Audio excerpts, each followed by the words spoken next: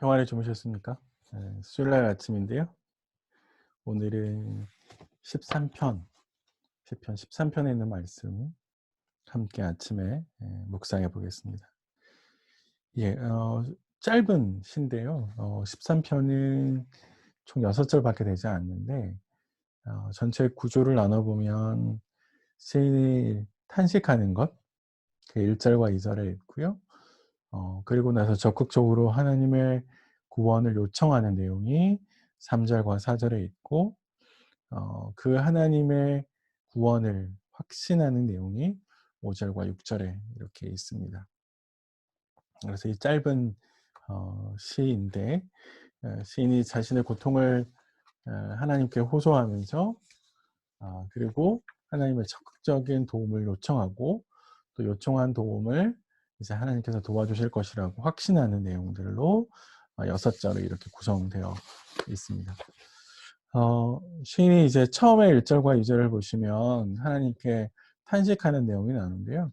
시인이 계속해서 "어느 때까지입니까? 어느 때까지인가요?" 라고 어느 때까지를 반복하면서 자신의 고통의 목소리를 높여가는 걸 볼 수 있습니다. 음 시인이 이렇게 이야기하는 건데 하나님께서 자신을 잊으신 것은 수동적으로 잘못한 것이고 하나님의 잘못이고 수동적인 차원에서, 또 하나님께서 자신에게 얼굴을 돌리시는 것은 능동적인 차원에서 행하신 하나님의 잘못입니다라고 신이 아주 거칠게 항변을 합니다. 그래서 하나님께서 그렇게 하셨기 때문에 그 결과로 어 자신의 번민과 근심의 고통이 끝나지 않고 또 원수의 자랑은 계속되어 가고 그렇게 되어 간다고 좀 하나님께 호소하는 것이죠. 그래서 하나님이 이 상황을 나를 외면한 것만큼 내 고통은 점점 가중되었고, 또 하나님의 잊으심이 길어진 것만큼 원수들의 자랑이 계속되었습니다. 그 결과로 결국 내 상황이 아주 파멸로 가는 상황이 되었습니다. 이렇게 이야기하는 것이죠. 어 욥하고 아주 좀 유사한 상황이 있을 수 있을 것 같은데, 시인의 상황은 하나님의 부재, 하나님이 계시지 않는 것처럼 느껴지는 이 상황, 하나님을 간섭하지 않는 이 상황이 시인에게 가장 고통스러운 상황인 거죠. 하나님의 손길을 느낄 수 없는 이 상황이 시인에게는 굉장히 고통스럽다라고 고백합니다. 근데 재미있는 것은 그 하나님의 간섭하심이 없어서 내 상황이 굉장히 어렵게 됐는데, 그러니까 시인의 고통의 원인이 하나님께 있는 거죠. 그럼에도 불구하고 시인이 하나님께 다시 호소를 합니다. 왜냐하면 문제의 원인이 만약에 하나님에 있다면 그 문제를 해결하시는 분도 하나님이시기 때문에 그런 거겠죠. 한나를 한번 생각해 보십시오. 사무엘서에 등장하는 한나는 하나님께서 그의 태를 닫으셨습니다라고 성경 기자가 묘사하는데, 그럴 때 한나가 다시 하나님께 그 태를 열어 달라고 말하잖아요. 태를 닫으신 분이 하나님이시라면 다시 태를 여실 분도 하나님이신 거죠. 마찬가지로 신의 상황 가운데에서 고통을 가중시키신 분이 하나님이시라면 다시 그 고통을 해결하실 수 있는 분도 하나님이십니다라고 시인이 고백하는 겁니다. 이 말을 좀 오해하시면 안 될 것 같은데요. 하나님 때문에 하나님이 나에게 이렇게 고통을 가중시켰어, 요렇게 시인이 대놓고 이야기하는 건 아니고요. 구약에서는 모든 문제의 원인은 하나님 말고는 생각할 수 있는 존재가 없었어요. 그러니까 우리는 쉽게 '사탄이 이런 걸 할 거야.'라고 생각을 하지만, 구약 시대의 사람들은, 시인이 살아갔던 시대에는 하나님 말고는 신적인 존재를 생각할 수 없었기 때문에 모든 문제의 원인이 다 하나님께 있다고 생각하고, 그 문제의 원인이 하나님께 있으니까 다시 하나님께서 해결해 주실 거다라고 이렇게 하나님께 표현하는 겁니다. 그러니까 사실 시인이 매우 거칠게 하나님께 항변하고 탄식하는 이 내용들은 어 네, 죄송합니다. 시인이 이렇게 매우 거칠게 항변하는 것은 결국에 이런 거죠. 하나님께 대해서 자신의 어 신뢰를 표현하는 것이라고 볼 수 있습니다.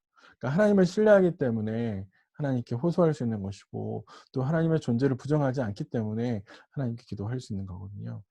그래서 시인이 자신의 불평, 자신의 탄식을 하나님께 보십시오, 응답하십시오, 밝혀주십시오라고 불평의 내용을 거꾸로 그걸 다 기도의 내용으로 바꾸고 있는 걸 볼 수 있습니다. 그래서 하나님을 향한 불평은 하나님의 구원을 기다리는 간절한 소원의 기도가 되고요. 보소서는 얼굴을 숨기신 하나님을 향해 응답하십시오. 다시 할게요. 보소서는 얼굴을 숨기신 하나님을 향해서 말을 하는 것이고요. 응답하소서는 침묵하신 하나님을 향해서 외치는 시인의 절박한 마음의 표현입니다. 그래서 자신의 형편을 아랬던 시인이 이제 죽음의 잠에 빠지지 않도록 간구합니다. 음, 사실 번민, 근심이 시인을 병들게 했죠. 결국 죽음의 잠으로 인도를 했는데요. 그래서 시인이 하나님께 눈을 좀 밝혀달라고 하나님께 요청을 했습니다. 눈이라고 하는 것은 사실 그냥 시력 이런 거 아니고요. 성경에서 눈은 생명을 상징하는, 기력을 상징하는 말로 썼습니다. 그래서 우리 모세가 죽을 때에 아직 그의 눈이 괜찮았다 이렇게 이야기하는 거 있잖아요. 예. 만약 시인이 죽음에 이르게 되면 시인이 걱정하는 건 뭐냐면 원수들이 자신들이 옳았다, 자신들이 이겼다, 그래서 저 사람 틀렸다 이렇게 이야기할 것이거든요. 하나님을 붙들고 하나님의 말씀을 따라간 내 인생이 틀렸다라고 생각할 것이기 때문에 하나님께 구원을 요청하는 것이죠. 그래서 하나님의 부재가 시인에게 고통을 가져왔기 때문에 그의 힘과 소망은 오직 하나님의 응답밖에 없습니다라고 시인이 이제 이야기하는 것들을 볼 수 있습니다. 우리가 좀 생각하게 될 것들이 좀 있어 보이는데 시인이 자신의 고통과 자신의 어렵고 힘든 상황들을 다 기도로 바꾸잖아요. 그게 이제 하나님을 향한 시인의 신뢰의 표현이라고 볼 수 있거든요. 우리가 자주 하는 건 뭐냐면 계속해서 내게 있는 문제를 묵상해요.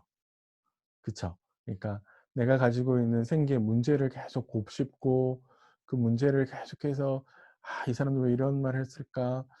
그게 마음이 아파서 계속 그런 생각들을 하는데요.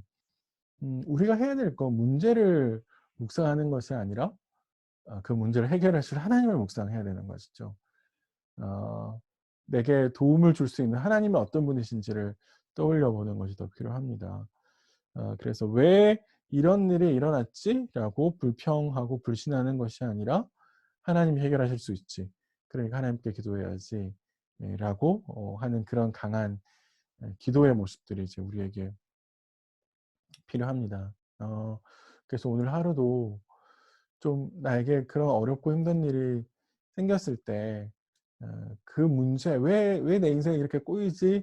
이게 아니라 하나님이 뭘 하실지 생각하면서 하나님께 기도하는 게 필요하겠다라는 생각이 들고요.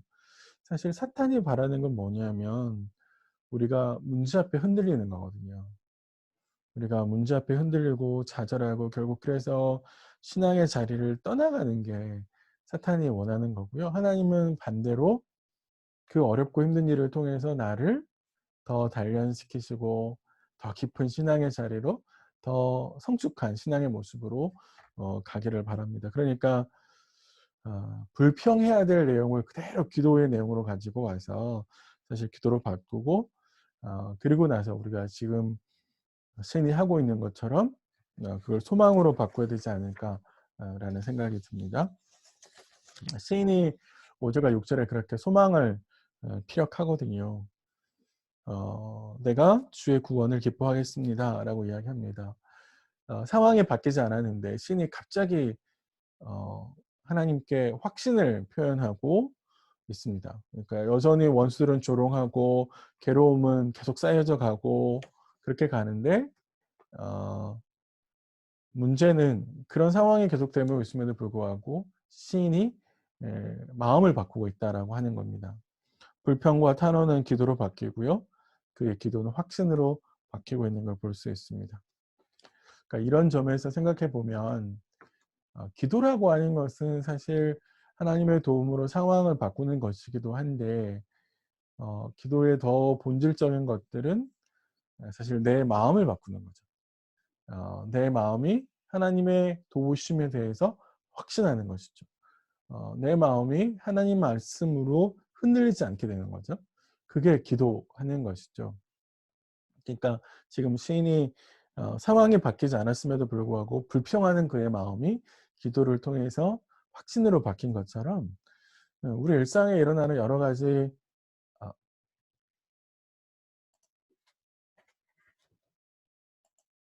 예 죄송합니다.